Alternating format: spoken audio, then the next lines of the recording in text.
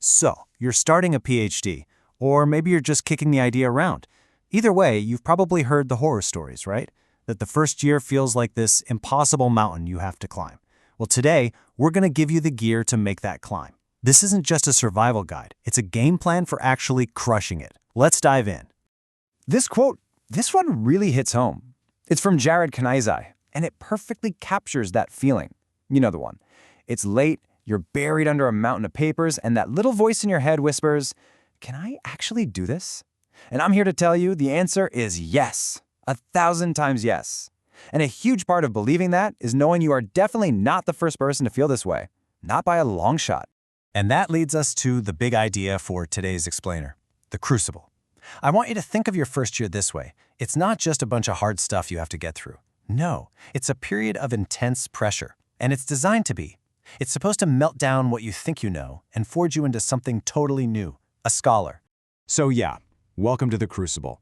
That feeling of being tested, of being under fire, that's not a sign you're failing. It's actually proof that you're on the right track.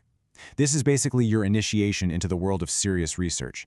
And you know, like any good initiation, it comes with a few distinct trials. Okay, the first trial. This is the one that catches so many people off guard. The isolation. Let's talk about a student we'll call Alex. She was a biology grad student, got into her dream program, super excited, and then, within a few months, that excitement was replaced by this profound sense of being, well, alone. I mean, just look at this contrast. It's jarring, right? Alex said it felt like she went from a world with a built-in community, friends, parties, classes, to just staring at petri dishes by herself for hours on end.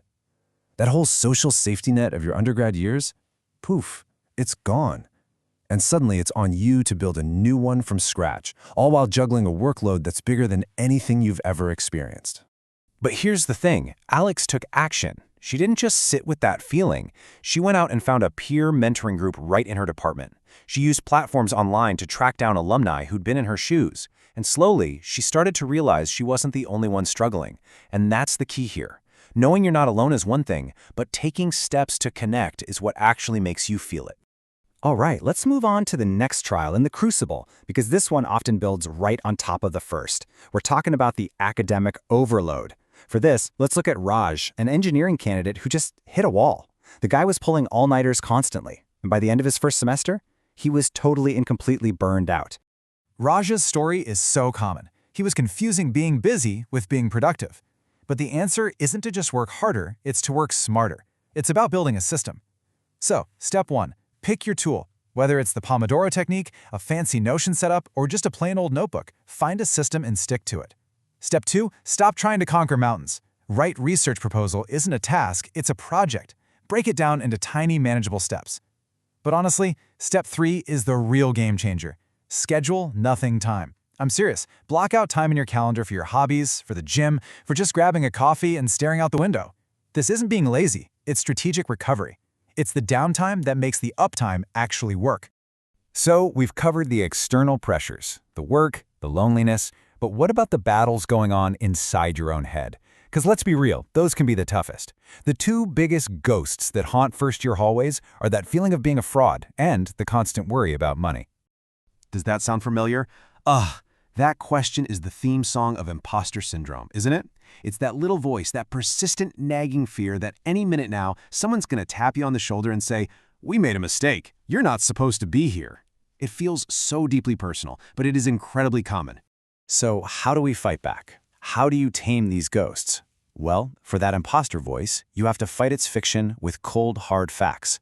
Fact, you were chosen. Your acceptance letter wasn't a typo. Start keeping track of your small wins. Did you finish a chapter? Write it down. Celebrate it. And for those funding fears, you have to turn that panic into a plan. Your university probably offers grant writing workshops. Sign up. Scour job boards for fellowships and research assistant gigs. You see the theme here? The antidote to anxiety is never wishful thinking. It's always targeted action. Okay, so you navigate all this. The isolation, the burnout, the inner demons. What happens then? You come out the other side. And that is the whole point of the Crucible.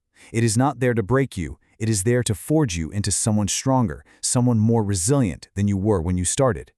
And when you look back on these challenges, you'll realize something really important. They weren't just random roadblocks. They were the curriculum. They were the very things that taught you how to build a network, how to manage your time, and how to actually believe in your own abilities.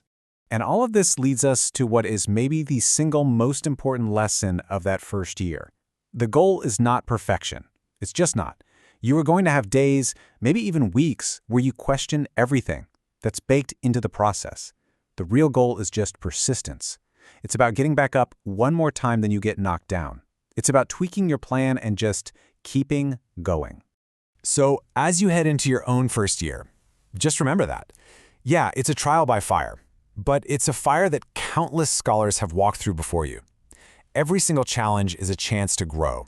The crucible is waiting. So the only real question left is, what kind of scholar is it going to make of you?